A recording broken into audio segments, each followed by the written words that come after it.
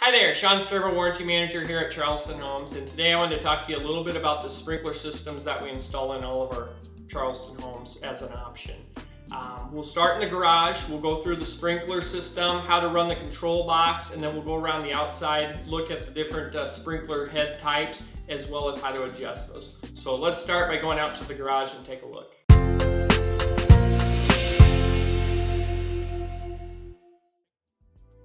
So currently at Charleston Homes, we offer an option to have an in-ground sprinkler system installed with your new home.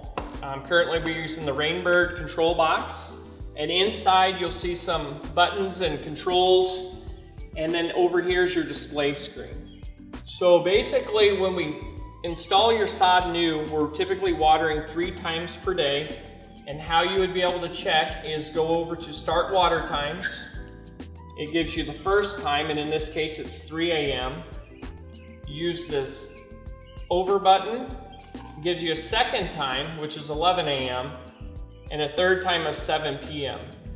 Now you can water up to 6 times per day. And so what I'm going to show you how to do is basically turn it down to where you're only watering it once per day. And all you do is use the plus and minus signs. And you increase the time to when you hit 12 o'clock or midnight, and that's going to be the off position. So now currently third time per day is turned off. I'm going to arrow back to the second time, and I'm just going to decrease the time and go back to that 12 o'clock start time where it turns it to the off position. And that just shut off the second sequence. And now I go to the first time, so that's once per day. And now it's currently set at 3 a.m. Typically you want to water early in the morning. I personally prefer about 5 or 6. It's up to you, but right now, so we have first time is 5 a.m. Second time's off, third time's off, fourth time's off, fifth time, sixth, seventh. So underneath set watering times, that's how many times per day your sprinkler system will run. Now we're going to go to set watering station run times, and currently the first station, which is normally in your front yard, it is set for 30 minutes. I use the arrow over button. It goes to the second station, which is usually the parkway, and that you wouldn't need to water as much or as long because it's a smaller area, and then typically the extra water would just run off. It's set for 20 minutes. So I'm going to actually decrease that to about 15. My arrow over to the third, which is usually the backyard, and I'm going to do that for 30 minutes. The fourth station, I'm going to change from 35 to 30 minutes as well, and that's usually the backyard as well. And then the fifth station is typically either a side yard, either the right side or the left side. And these, you'd have to kind of double check all the settings and stations to verify. I'm going to turn the side yards to about 20 minutes because again, you don't need to water as much as the middle and the front of your yard, kind of like the parkways. And then the sixth station again would more than likely be the side yard, so I'm going to cut that back to the 20 minutes as well. So now I've gone through all my stations.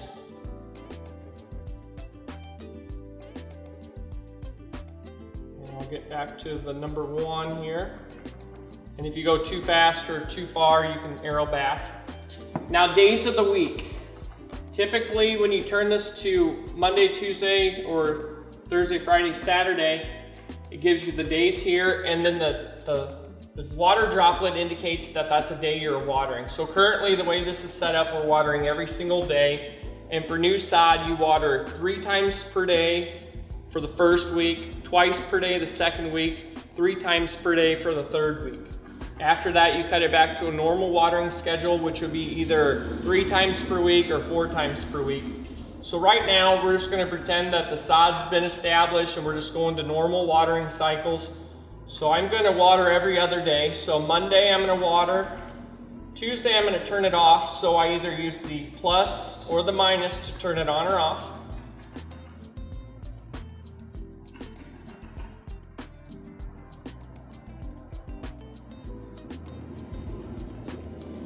I'm going to leave that on. Then I go to Tuesday, and I'm going to put the minus to turn it off. and then the droplet becomes X'd out.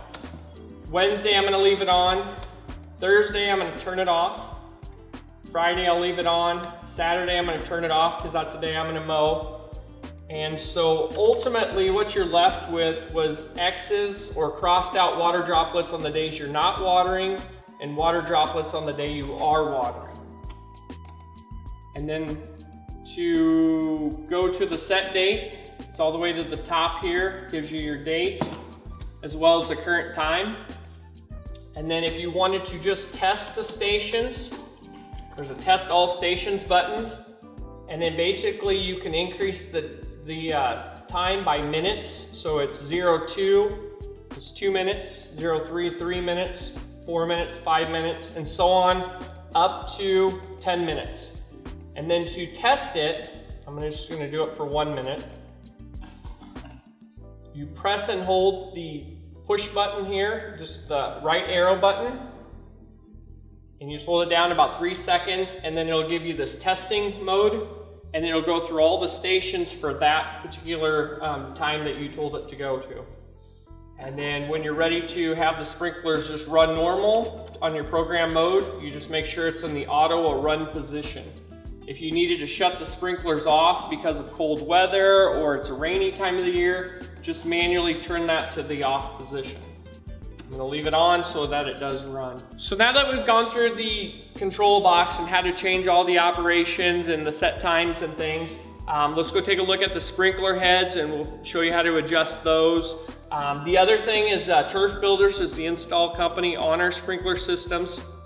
So what they offer to all of our new homeowners is a free walkthrough. So after our customers close on their home, they could call Turfbuilders. They'll come out and do a one-on-one session, go over the control box on how to adjust the controls in person, as well as how to adjust the heads. So let's go take a look at those sprinkler heads now. So for the most part, to adjust your sprinkler heads, all you're gonna need is this tool here that Turfbuilders usually provides to their customers or when they come out to do the walkthrough. Otherwise, if you don't have this handy, just a real skinny flat screwdriver would work.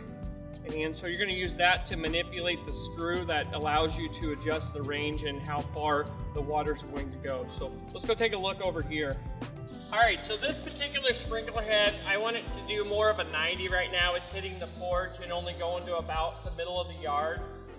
And so in doing that, I'm gonna use this tool or basically a flat screwdriver. And I'm gonna first try to orientate it, so just gripping it and just rotate it to the right as far as I want it to go to the right, and then see how far it goes there. Now, where the water comes out, there's a hole at the top, and then there's one at the back. And the back one has a plus or minus, and that's gonna be how much it rotates. So this could actually do a 360. I'm just gonna put the flat screwdriver in here, and I'm gonna turn it clockwise because that says the plus sign. And so it'll actually increase how far it goes there. So I'm gonna rotate it to the left a little to get to where I want it to spray. Let's see how far to the right it goes. So again, I'm gonna turn it a little more to the right. So now it's hitting the edge of the driveway as well as getting over to the landscaping. So this one's been adjusted. The top piece here, the top set screw, will actually increase or decrease the amount of water coming out. So the tighter I turn it or the right, it lessens the amount it goes out. And by turning it counterclockwise, it's going to go further and be more streamlined. So it'll go a lot further. And ideally, you want to try to have a spray to it, so it covers part of the yard, they all overlap. I want to thank you guys for tuning into our blog today. Also, if you have any further questions on any Charleston Homes, you can check out our website, charlestonhomesomaha.com. On there, you'll also find some other informative videos underneath the blogs category, or you can go check out our couple of model locations. Thanks for tuning in.